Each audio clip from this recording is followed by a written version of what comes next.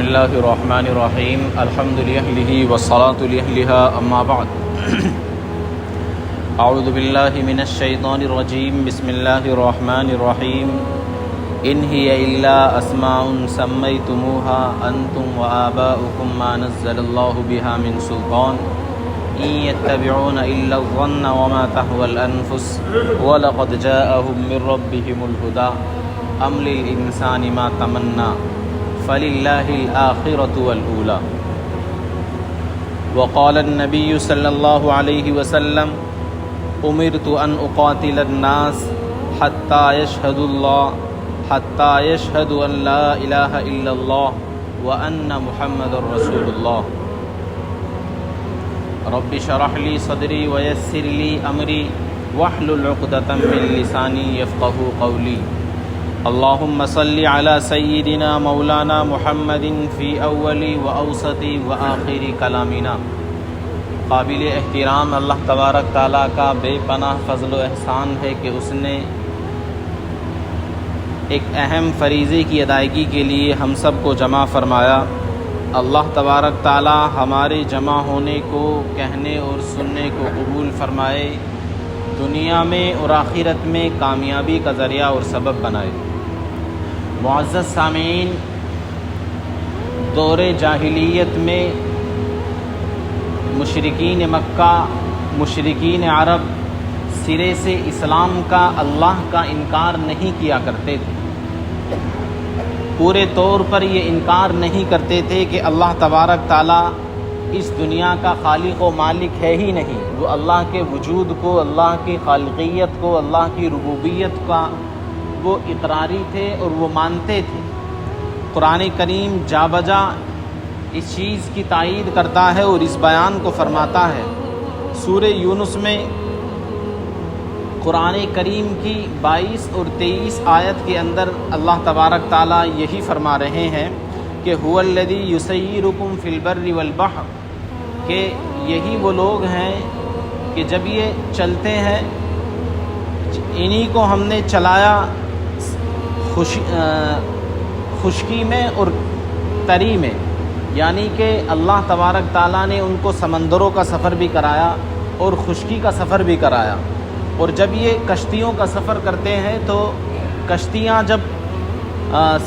ہوا کے سہارے پر چل رہی ہوتی ہیں تو ہوا کے ساتھ چلتے چلتے یہ سفر کا مزہ لیتے ہیں اور خوب لطف اندوز ہوتے ہیں۔ لیکن جب ہوا مخالف چلتی ہے اور کشتی طوفان کے اندر آ جاتی ہے اور مزدار میں پھنس جاتی ہے تو یہ اس وقت صرف ایک ہی ذات کو پکارتے ہیں، وہ ہے اللہ۔ حالانکہ اپنی زندگی کے اندر ان کا کوئی عمل اللہ کی عبادت والا، حضرت ابراہیم کے دین پر چلنے والا نہیں ہے، لیکن جب ان کی جان پر بات بناتی ہے اور ان کو نظر یہ آتا ہے کہ اب میرا آخری وقت ہے، اب پورا کا پورا یہ ہمارا قافلہ، پوری کشتی تباہ و برباد ہو جائے گی، تو اب وہ صرف ایک ہی ذات کو یاد کرتے ہیں کہ وہ اللہ ہے، کہ اللہ تو ہی اس خالق و مالک ہے، تو ہی اس کائنات کو بنانے والا ہے، تو ہمیں اس مصیبت سے اور اس بلا سے اور اس عذاب سے بچا لے، ہم اس کے بعد کبھی بھی تیری ناشکری نہیں کریں گے۔ پھر وہ جب اس مصیبت سے اور اس طوفان سے اور اس موت کے سائے سے بچ کر آ جاتے ہیں تو اس کے بعد پھر نافرمانی کرنے لگتے ہیں۔ اس کی تفسیر میں علماء نے ایک واقعہ لکھا ہے کہ ابو جہل کا بیٹا اکرمہ یہ ایمان لے کر آ گئے تھے، لیکن جب مکہ فتح ہوا تو اس وقت یہ ایمان نہیں لائے۔ انہیں یہ ڈر تھا کہ میرا باپ بڑی اسلام کی دشمنی کے اندر مرا ہے اور بہت بڑا اسلام کا دشمن تھا اور بڑا کٹر کافر تھا، تو مجھے اس وجہ سے مسلمان بخشیں گے نہیں اور میں بھی اسلام کے مخالف کھڑا رہتا ہوں اور ہر وقت اسلام کے خلاف جنگ میں شریک رہتا ہوں، تو مجھے لوگ چھوڑیں گے نہیں۔ تو یہ اللہ کے رسول علیہ السلام نے جب مکہ فتح کیا اور اس وقت میں اعلان کر دیا کہ سب کو معافی کا اعلان ہے، تو اس معافی کے اعلان کے باوجود اکرمہ بھاگ گیا اور مکہ اس نے چھوڑ دیا۔ جب وہ ساحل سمندر پر پہنچا تو وہاں پر ایک کشتی تیار تھی، یہ اس کشتی میں سوار ہو کر چلا گیا۔ جب اس کو یہ لگا کہ اب کشتی ساحل سے دور ہو گئی ہے، اب یہ خوش ہونے لگا اور من ہی من میں راضی ہوتا رہا کہ اب میں مسلمانوں کے حملے سے اور صحابہ کرام کی تلوار سے بچ گیا ہوں، اب مجھے کوئی قتل نہیں کر سکتا۔ تو سفر ابھی تھوڑا ہی ہوا تھا کہ یہ اس کشتی مزدار میں پھنس گئی، سمندر کے اندر طوفان آ گیا۔ تو سبھی لوگوں نے کہا کہ اپنے بتوں کو پھینک دو، اور جن بتوں کی تم عبادت کرتے ہو، جن بتوں کو تم معبود مانتے ہو، وہ اس سمندر کے اندر اور اس طوفان کے اندر تمہارے کام آنے والے نہیں۔ ایک اللہ ہی ہے آسمانوں کا رب جو تمہارے کام آئے گا، اس کو حاضر و ناظر جان کر اور اسی کو رب مان کر دعا کرو کہ تمہاری جان بخش دی جائے اور تمہاری اس کشتی کو مزدار سے نکال لیا جائے اور یہ طوفان ٹل جائے۔ اکرمہ نے جب دیکھا کہ یہ سارے میرے جیسے مشرک اور بت پرست ہیں، سارے کافر ہیں، یہ بھی یہاں پر جب پھنس گئے اور جب انہیں موت یاد آ رہی ہے اور جب موت بالکل ان کے سر پر کھڑی ہوئی ہے، تو یہ محمد کے رب کو مان رہے ہیں، یہ محمد کے رب کا اقرار کر رہے ہیں، اور تم محمد کے رب کے دین کو اور محمد کے دین کو چھوڑ کر اتنی دور بھاگ کر آیا ہے۔ اکرمہ وہیں سے واپس ہوئے، بات سمجھ میں آ گئی کہ نہیں، اب مجھے اسلام قبول کرنا چاہیے۔ تو حضرت اکرمہ واپس آئے، اللہ کے رسول علیہ السلام کے ہاتھ پر ایمان قبول کیا۔ تو کفار بھی جانتے تھے کہ خالق و مالک، پیدا کرنے والی، بچانے والی ذات اللہ ہے، لیکن سرے سے انکار نہیں کرتے تھے، اور جو ظاہری چیزیں تھیں کہ لوگ کیا کہیں گے، قوم کے سردار کیا کہیں گے، اس وجہ سے وہ شرک کے اوپر تلے رہتے تھے۔ بارش کا رب انہوں نے الگ مان لیا تھا، اور اپنے مال و دولت اور تجارت میں برکت کے لیے رب الگ مان لیا تھا، روپیے پیسے میں برکت کے لیے الگ رب مان لیا تھا، اور ہر چیز کے لیے، صحت کے لیے، برکت کے لیے ہر طرح کا معبود، ہر طرح کا رب ان کے پاس تھا، ہر طرح کا انہوں نے اپنا بھگوان متعین کیا ہوا تھا۔ آج اپنے ملک کے اندر برادر وطن کو دیکھ لیں، وہ انہیں کوئی پیسہ روپیہ مانگنا ہو تو اس کے لیے الگ مورتی ہے، اور کچھ اور عبادت کرنی ہو اس کے لیے الگ مورتی ہے، ہر عبادت اور ہر چیز کے لیے الگ الگ دیوتا بنا رکھے ہیں۔ تو اس زمانے میں بھی تھا، لیکن اس زمانے میں کچھ لوگ ایسے بھی تھے جو ان سب کو بڑا برا سمجھتے تھے اور ان سب چیزوں سے بچتے تھے۔ ان میں ورقہ بن نوفل کا نام آتا ہے، یہ حضرت خدیجۃ الکبریٰ رضی اللہ تعالی عنہا کے چچا زاد بھائی تھے، اور اسی طرح سے عثمان بن حویرث کا نام آتا ہے، زید بن عمر بن نفیل کا نام آتا ہے، اور ایک اور شخص تھے جو اس میں بڑھ چڑھ کر حصہ لیتے تھے، اور ان کے عبداللہ بن جہش، جو ان لوگوں میں بالکل بھی میل نہیں کھاتے تھے۔ یہ چاروں لوگ ایک موقع سے جمع ہوئے، پوری قوم جمع تھی، وہ سالانہ تہوار تھا۔ ان لوگوں نے آپس میں بیٹھ کر میٹنگ کی کہ بھئی یہ جو معبود خانہ کعبہ کے اندر رکھے ہوئے ہیں، اور ساری دنیا اور ہمارے پورے آباء و اجداد اور ہماری پوری برادری، ہمارا ملک، ہمارا پورا قافلہ اور قبیلہ جن کی عبادت کرتا ہے، یہ تو نہ سنتے ہیں اور نہ کسی نفع کے اور نہ نقصان کے مالک ہیں، پھر ہم ان کو اپنا معبود کیوں مانیں؟ تو یہ چاروں کے چاروں لوگ اس قافلے سے اٹھے، اس تہوار سے اور اس رسم سے اٹھے اور چل دیے کہ ہم حقیقی رب کی تلاش میں نکلتے ہیں، اور جو دین حضرت ابراہیم علیہ السلام لے کر آئے تھے، ہم اس پر ایمان لے کر آئیں گے اور اسی کے بارے میں جانکاری رکھیں گے اور اس علم کو حاصل کریں گے۔ تو ورقہ بن نوفل باہر گئے اور انہوں نے بہت سارے علوم حاصل کیے، یہاں تک کہ اس وقت کی جو مذہبی کتابیں تھیں ان سب کو یاد کر اور ان کو پڑھ کر آئے، اور اپنی مادری زبان میں ان کے ترجمے کر دیے، ان کے ٹرانسلیٹ کر دیے،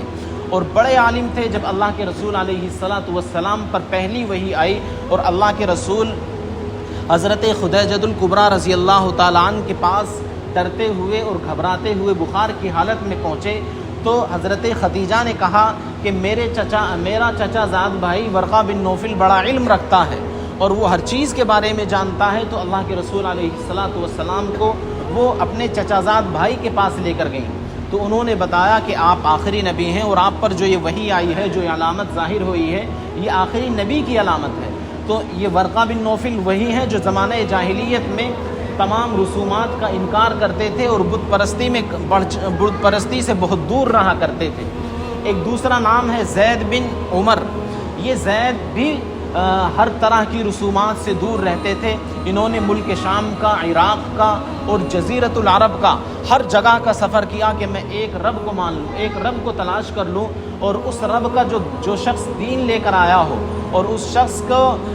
شخص کے ماننے والے اور اس کے پیروکار دنیا کے اندر موجود ہو، میں ان سے اس کی تعلیم حاصل کر لوں، اس دین کو میں جان لوں۔ تو آپ ملک شام پہنچے، ملک شام پہنچ کر آپ نے ایک معبد خانے میں حاضری دی، وہاں پر ایک یہودی راہب ملا۔ یہودی راہب سے آپ نے کہا کہ میں سچے دین کی تلاش میں نکلا ہوں، اللہ کو ڈھونڈنے کے لیے نکلا ہوں، مجھے ایسا دین بتا دیجئے جس کو میں قبول کر لوں اور مجھے میرا راستہ مل جائے جنت کا اور ایک خدا تک کو پہنچنے کا۔ تو یہودی راہب نے کہا کہ میں تمہیں اپنا دین قبول کرنے کی دعوت دے دوں گا، لیکن تمہیں میرا دین قبول کرنے کے بعد جو میرے دین میں تم داخل ہوگے اس کی تو دامن کو سکیڑ کر وہ جنت میں ٹہل رہے ہیں۔ آپ کے بیٹے بہت بڑے صحابی گزرے ہیں عشرہ مبشرہ میں، حضرت سعید بن زید۔ تو حضرت سعید بن زید وہ صحابی ہیں جن کو اللہ کے رسول علیہ الصلاۃ والسلام نے دنیا ہی میں بشارت دے دی تھی کہ تم جنتی۔ حضرت ابو بکر کی طرف اشارہ کر کے کہا تھا کہ ابو بکر جنتی، حضرت عمر اور حضرت عثمان اور حضرت علی کے بارے میں بھی کہا تھا کہ تم بھی جنتی ہو۔ تو ان 10 میں سے ایک سعید بن زید بھی تھے جن کے بارے میں اللہ کے رسول نے کہا تھا کہ تم جنتی ہو۔ تو ان کے والد اس طرح کے تھے، پھر بیٹا بھی اللہ تبارک تعالیٰ نے ایسا دیا کہ جو جنت ہی میں بشارت لے کر آیا کہ تم جنت ہی ہو، اور جنت ہی ہونے کی والد کی بھی اللہ کے رسول علیہ الصلاۃ والسلام نے بشارت دے دی۔ تو مشرکین مکہ اس طرح کے تھے کہ ہر ایک ظلم و جور پر اور کفر و شرک پر اترا ہوا تھا، لیکن ان میں سے کچھ لوگ حضرت زید بن عمر جیسے بھی تھے، ورقہ بن نوفل جیسے بھی تھے، جو اس وقت میں اپنے دل کے اندر ایمان رکھتے تھے، اپنے دل کے اندر اسلامی تعلیمات کو فروغ دینے کا جذبہ رکھتے تھے۔ ایک صحابی اللہ کے رسول صلی اللہ علیہ وسلم کے پاس آئے، اللہ کے رسول مجھ سے بہت بڑا گناہ ہو گیا۔ اللہ کے رسول نے کہا کہ کیا تم سے شرک ہو گیا ہے کہ نہیں، اس سے بھی بڑا گناہ ہو گیا، کیا اور کوئی بڑا گناہ ہو گیا ہے؟ اللہ کے رسول بہت بڑا گناہ ہو گیا، بتاؤ کیا ہوا ہے؟ انہوں نے کہا میں ایک مرتبہ سفر پر جا رہا تھا، میری بیوی حاملہ تھی، میں نے اس بیوی سے کہا کہ اگر بیٹا پیدا ہو تو اس کی بہت اچھی پرورش کرنا، اور میں جو روپیہ پیسہ دے کر جا رہا ہوں